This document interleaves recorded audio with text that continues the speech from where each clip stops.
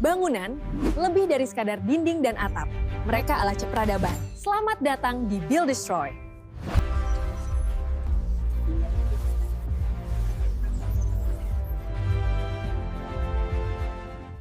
Pernah nggak sih kalian lihat sebuah bangunan, terus mikir, hah, kok bisa ada bangunan kayak gini? Atau ini arsiteknya lagi mikirin apa ya? Nah, selamat datang di dunia arsitektur eksperimental. Ini tuh bukan cuma soal bikin tembok sama atap loh. Ini adalah arsitektur yang berani banget nanya, gimana kalau? Dan benar-benar menantang cara kita hidup, kerja, bahkan bermimpi. Kutipan dari William Blake ini jadi kunci buat ngebuka semuanya. Jadi, arsitektur eksperimental itu ngelihat desain bukan sebagai hasil akhir, tapi lebih kayak sebuah laboratorium. Setiap sketsa, setiap model, itu adalah sebuah percobaan buat nemuin pengetahuan baru. Entah itu tentang ruang, material, atau bahkan tentang diri kita sendiri. Oke, kita bakal telusuri bareng-bareng perjalanan arsitektur yang liar ini. Kita mulai dari semangat pemberontakannya, terus kenalan sama para visioner yang ngegambar masa depan utopis. Kita juga akan bedah filosofi intinya, lihat gimana era digital mengubah segalanya, dan di akhir kita akan coba jawab pertanyaan penting ini. Kenapa ide-ide yang kelihatannya gila ini justru penting banget? Oke, kita langsung masuk aja ya. Biar ngerti apa itu arsitektur eksperimental, kita harus tahu dulu, apa sih yang mereka lawan? Ini semua berawal dari sebuah reaksi. Reaksi melawan kekakuan. Coba dibayangin, dunia setelah perang. Kebutuhan utamanya apa? Ya bangun lagi secepat-cepatnya kan? Hasilnya, ya gitu deh. Bangunan kotak-kotak yang efisien banget tapi rasanya kaku. Kayak nggak punya jiwa. Nah, inilah yang disebut hiperfungsionalisme. Arsitektur yang kayaknya lupa kalau yang tinggal di dalamnya itu manusia. Gerakan radikal di tahun 60-an itu lahir justru buat ngelawan ini. Mereka mulai bertanya, emangnya gedung itu cuma mesin buat ditinggali aja? Intinya sih para arsitek ini udah muak. Mereka ngelihat kota-kota dipenuhi sama apa yang mereka sebut fungsionalisme yang menjengkelkan. Deretan kantor yang monoton, rumah yang seragam, yang seolah-olah dirancang buat robot bukan buat manusia. Menurut mereka, arsitektur itu harusnya bisa membebaskan imajinasi kita, bukan malah memenjarakannya di dalam kotak-kotak beton.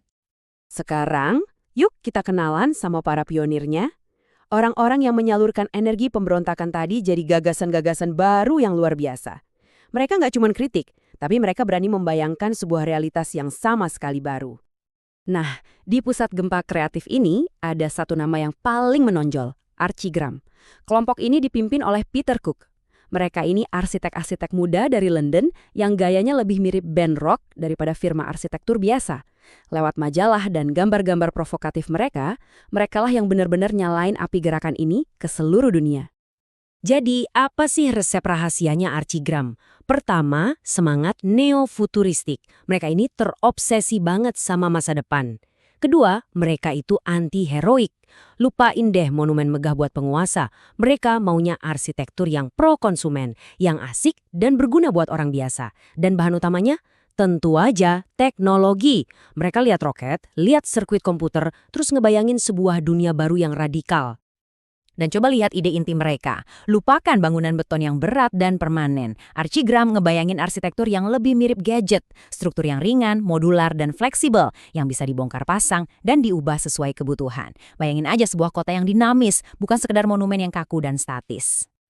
Obsesi mereka sama mobilitas dan teknologi ini melahirkan ide-ide yang benar-benar di luar nalar. Mereka nggak cuma ngerancang gedung, tapi mereka ngerancang kota yang bisa berjalan, rumah yang bisa dipindah-pindahin, bahkan unit hunian yang terinspirasi dari kapsul luar angkasa.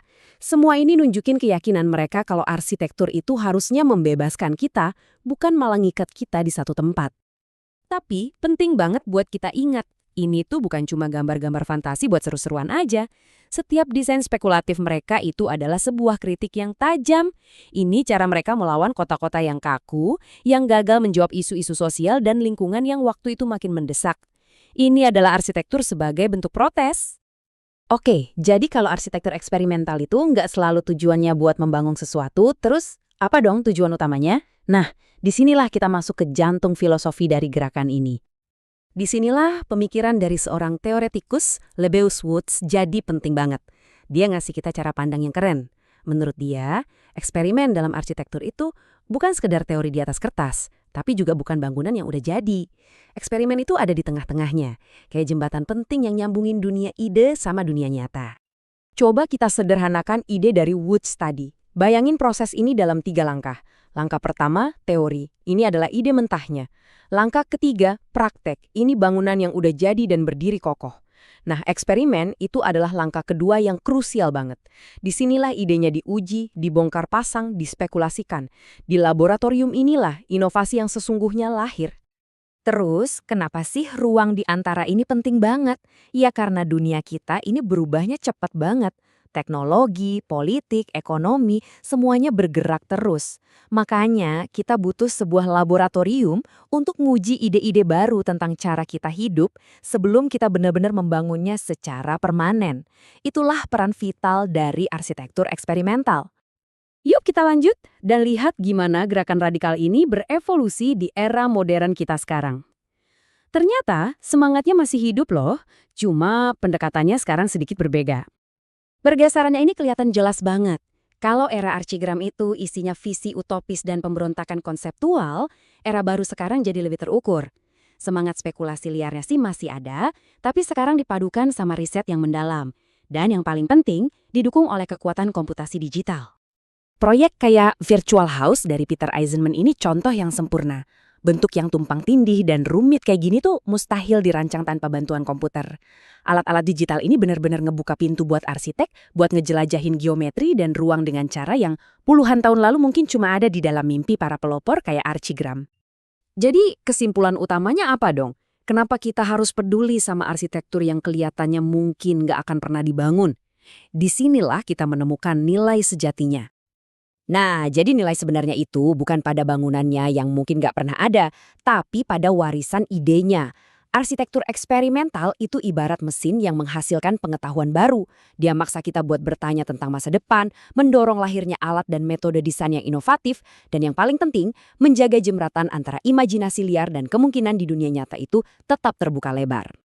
Sebagai penutup, coba kita renungkan ini sejenak. Eksperimen itu kan intinya mesin kemajuan ya. Cara kita ngebayangin masa depan yang lebih baik. Dan arsitektur, secara harfiah, itu kan yang ngebentuk dunia di sekitar kita. Pertanyaannya jadi simpel tapi dalam. Kalau para pembentuk dunia ini berhenti bereksperimen, kira-kira masa depan kayak apa yang bakal kita tinggali?